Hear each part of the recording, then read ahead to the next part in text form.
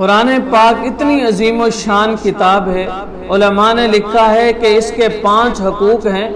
آج دنیا میں ہر انسان اپنے اپنے حقوق کا مطالبہ کرتا ہے کہ جناب بیٹا کہتا ہے مجھے میرے حقوق ملنے چاہیے، والدین کہتے ہیں مجھے میرے حقوق ملنے چاہیے، ہر ملک کا ایک رعایا کا آدمی کہتا ہے مجھے میرے حقوق ملنے چاہیے۔ تو قرآن پاک کے علماء نے لکھا ہے 5 حقوق ہیں۔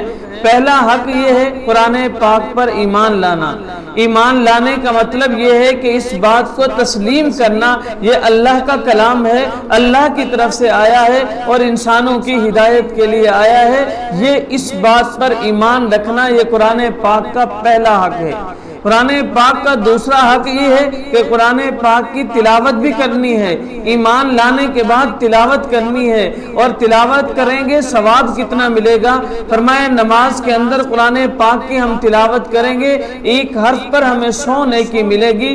اگر بیٹھ کر نماز کے اندر قرآن پاک کی تلاوت کریں گے تو فرمایا کہ ایک حرف پر 50 نیکیاں ملیں گی۔ اگر ویسے بیٹھ کر قرآن پاک کی ہم تلاوت کریں گے تو ہر حرف پر ہمیں 10 نیکیاں ملیں گی۔ اگر کوئی قرآن پاک کی تلاوت نہیں کرتا، صرف سن رہا ہے، سننے والے کو ایک حرف پر 1 نیکی ملتی ہے۔ تو یہ قرآن پاک کا دوسرا حق ہے کہ قرآن پاک کی تلاوت بھی کرنی ہے۔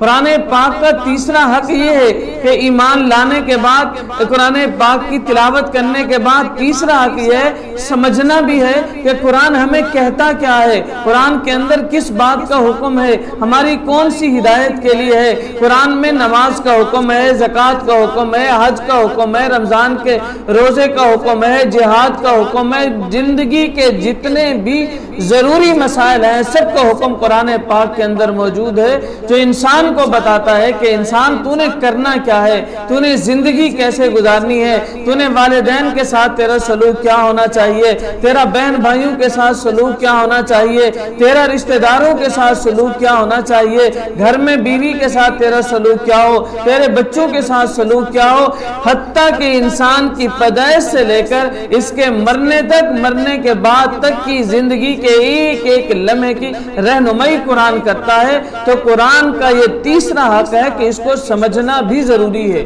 قرآن پاک کا چوتھا حق یہ ہے کہ سمجھنے کے بعد اس پر عمل بھی کرنا ہے۔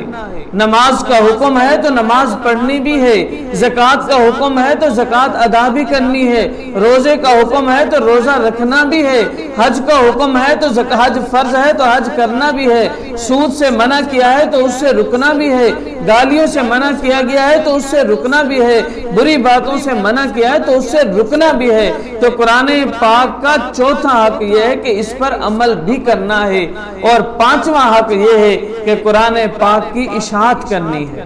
قرآن پاک قاری کی ذمہ داری ہے قرآن پڑھائے، عالم کی ذمہ داری ہے کہ اس کی اشاعت کرے، کہ اس کی جا کر آگے ترجمہ تفسیر بیان کرے، درس بیان کرے، اور جو تاجر حضرات ہیں ان کی ذمہ داری ہے کہ قرآن پاک کو خریدیں اور پوری دنیا کے اندر قرآن پاک کو پھیلا دیں۔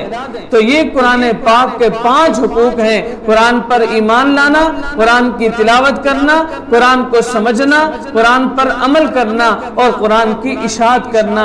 اللہ پاک ہم سب کو قرآن پاک کے ان 5 حقوقوں پر صحیح معنی میں عمل کی توفیق نصیب فرمائے۔ آمین ثم آمین۔